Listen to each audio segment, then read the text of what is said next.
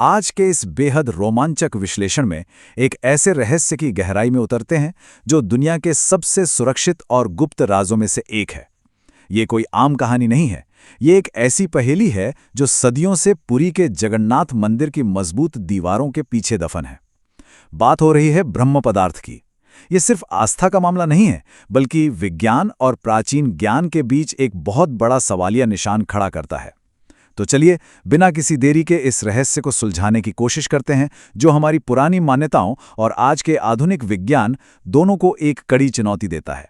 अब जरा इस नंबर पे गौर करते हैं। 12 सुनने में आम लगता है ना, लेकिन यहाँ ये कोई साधारण संख्या नहीं है। ये एक बेहद सटीक, कभी न टूटने वाला चक्र है। हर 12 साल में ठीक एक बार एक विशाल और लगभग अकल्पनीय घटना घटती है। जैसे ही ये 12 साल का समय पूरा होता है, एक ऐसी सीक्रेट प्रक्रिया शुरू हो जाती है जिसे देखने की इजाजत दुनिया में किसी को भी नहीं है। मतलब ये 12 का नंबर एक तरह की उल्टी गिनती है, जिसका इंतजार तो सबको रहता है, लेकिन इसका फाइनल रिजल्ट कोई अपनी आंखों से प्रत्यक्ष नहीं देख सकता।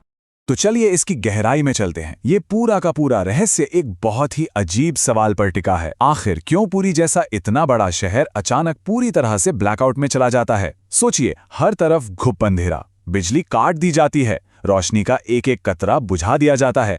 और ये सब किस लिए? सिर्फ और सिर्फ एक अकेली गुप्त चीज को एक जगह से दूसरी जगह ले जाने के लिए। जरा सोचकर देखिए, एक पूरे के पूरे शहर को जानबूझकर अंधेरे में धकेल देना, वो भी सिर्फ एक रहस्यमयी ट्रांसफर के लिए। ये कोई मामूली बात तो बिल्कुल नहीं हो सकती। इस सन्नाटे और गुप्त अंधेरे के पीछे जो प्रक्रिया होती है, उसका नाम है नवकलेवर। और ये नवकलेवर कोई आम उत्सव नहीं है जहां नाच गाना या रोशनी हो।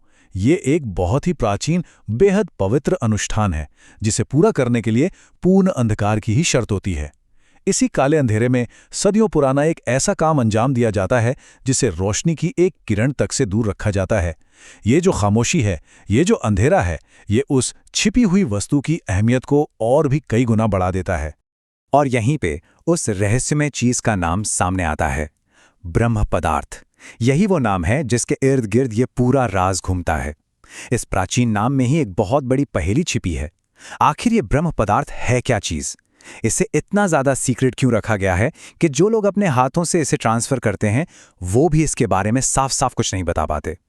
इस नाम के सामने आते ही ये सवाल दिमाग में और भी गहराई से बैठ जाता है कि इस चीज की असलियत आखिर है क्या, और इसे दुनिया की नजरों से इतना बचाकर क्यों रखा गया है।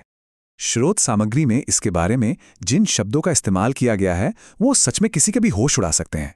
इसे कहा गया है ईश्वर का रेडियो एक्टिव हृदय। है ना अजीब? यहाँ कोई पारंपरिक या आम धार्मिक शब्द इस्तेमाल नहीं हुआ है। यहाँ रेडियो एक्टिव जैसा एक प्योर साइंटिफिक और हाई एनर्जी वाला शब्द जोड़ा गया है। ये कोटेशन सीधा इस तरफ इशारा करता है कि इस ब्रह्म पदार्थ के अंदर कुछ ऐसे अजीबोगरीब गुण हैं जो हमारी सामान्य समझ से बिल्कुल बाहर हैं। ये सिर्फ कोई लकड़ी या पत्थर का टुकड़ा नहीं है, बल्कि कुछ ऐसा है जिसके अंदर असीम ऊर्जा भरे होने का दावा किया गया है।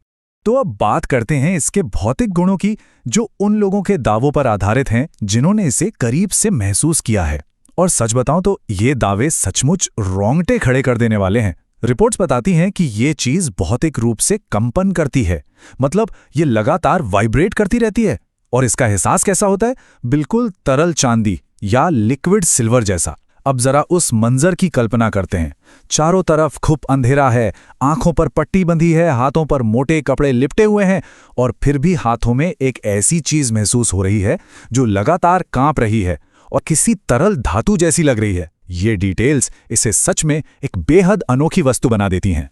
तो अब कहानी यहां आ जाती है कि इन सारे सबूतों और अजीबोगरीब अनुभवों के बाद सबसे बड़ा सवाल यही खड़ा होता है कि आखिर ये लगातार कंपन करने वाला चांदी जैसा अवशेष असल में है क्या? जब कोई चीज बिना किसी बाहरी सोर्स के खुद ब खुद ऊर्जा पैदा कर रही हो और लगातार कांप रही हो, तो वो सिर्फ एक साधारण प्राचीन प्रतीक तो नहीं हो सकती। यहीं से हमारी ये चर्चा सिर्फ भौतिक साक्ष्यों से आगे बढ़कर कुछ बेहद दिलचस्प सिद्धांतों और थ्योरीज की तरफ मुड़ जाती है। और ये बहुत ही शानदार तरीके से दो बिल्कुल अलग अलग नजरियों को दर्शाता है। एक तरफ हमारी प्राचीन धार्मिक मान्यता है जो ये कहती है कि ये भगवान कृष्ण का गुप्त हृदय है जो कभी नष्ट नहीं हुआ, लेकिन वहीं दूसरी तरफ एक बिल्कुल ही आधुनिक सिद्धांत भी है जो इसे एक प्राचीन उच्च ऊर्जा वाले उपकरण यानी हाई एनर्जी डिवाइस के रूप में देखता है। इस विस्तृत विश्लेषण का मकसद किसी एक पक्ष को सही या गलत ठहराना बिल्कुल नहीं है, बल्कि ये दोनों ही विचार इस बात को समझने के लिए जरूरी हैं कि सदियों से इस वस्तु को किस नजरिए से देखा गया है। एक तरफ असीम और अटूट आस्था है, तो दूसरी तरफ विज्ञान और किसी खोई हुई प्राचीन तकनीक की एक बहुत बड़ी संभावना। स्रोत सामग्री के अनुसार ये आधुनिक सिद्धांत सच में चौंकाने वाला है। इसमें दावा किया गया है कि ये एक ऐसा हाई एनर्जी डिवाइस है जो आज भी कंपन कर रहा है। मतलब आज के इस आधुनिक युग में भी इसकी ऊर्जा और इसका वाइब्रेशन बिल्कुल भी थमा नहीं है।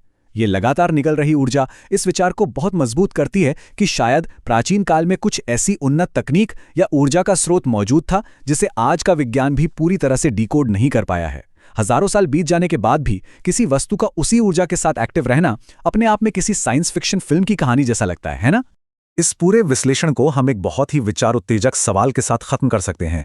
क्या हमारी ये प्राचीन परंपराएं वास्तव में उन वैज्ञानिक घटनाओं या तकनीकों को छिपाए हुए हैं जिन्हें हम आज तक समझ ही नहीं पाए हैं? क्या इन सदियों पुराने रीति रिवाजों के पर्दे के पीछे कुछ ऐसे उन्नत रहस्य दबे हैं जो हमारी आज की वैज्ञानिक कल्पना से भी बहुत आगे की चीज हैं? ये सवाल न सिर्फ इस पूरी चर्चा को खूबसूरती से समेटता है, बल्कि दिव्य अवशेषों और प्राचीन तकनीक के इस अनोखे संगम के बारे में और भी ज्यादा जानने की एक गहरी जिज्ञासा जगा देता है। जवाब जो भी हो, लेकिन ये रहस्य आज भी पूरी तरह से बरकरार है।